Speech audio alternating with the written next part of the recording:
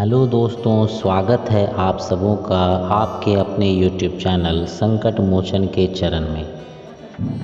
आप सबों को छठ पूजा की हार्दिक बधाई। छठी मैया आप सबों की मनोकामना पूर्ण करें। आज की कथा में भी छठ माता की महिमा और भक्ति का अनोखा वर्णन है।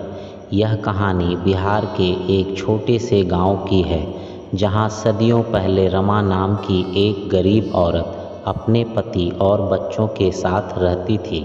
रमा के जीवन में सुख सुविधाओं की कमी थी, लेकिन उसने कभी किसी से शिकायत नहीं की। उसके लिए सबसे बड़ा सुख उसका परिवार था। एक दिन गांव में छठ पूजा का आयोजन हुआ। सभी महिलाएं नए कपड़े पहनकर पूजा की तैयारियों में जुट गई। रमा भी अपने बच्चों के लिए नए कपड़े लाना चाहती थी और छठ माता की पूजा धूमधाम से करना चाहती थी, लेकिन गरीबी की वजह से उसके पास पैसे नहीं थे। रमा ने सोचा, कैसे भी करके मैं इस साल छठ माता की पूजा पूरी श्रद्धा के साथ करूंगी, चाहे इसके लिए मुझे कोई भी बलिदान क्यों ना देना पड़े। रमा ने अपने घर का थोड़ा सा अनाज इकट्ठा किया और उसे बेचकर थोड़ा धन अर्जित करने की ठानी। उसने अनाज बेचने की योजना बनाई और अगले ही दिन बाजार में जाकर अनाज बेच दिया। जो पैसे उसे मिले उससे उसने बच्चों के लिए नए कपड़े खरीदे और पूजा की सामग्रियां भी जुटा ली। अब उसे छठ पूजा का बेसब्री से इंतजार था। छठ का महापर्व आने पर रमा ने सूर्य भगवान और छठ माता की पूजा करने की तैयारी शुरू की। उसने नहा धोकर साफ वस्त्र धारण किए और परिवार के साथ पूरी भक्ति से व्रत रखा।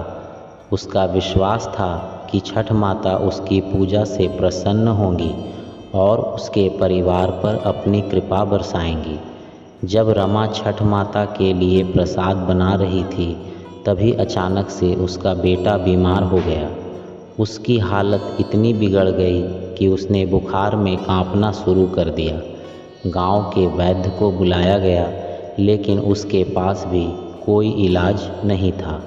रमा का दिल टूट गया, वह असहाय हो गई, परंतु उसने अपनी श्रद्धा को डगमगाने नहीं दिया।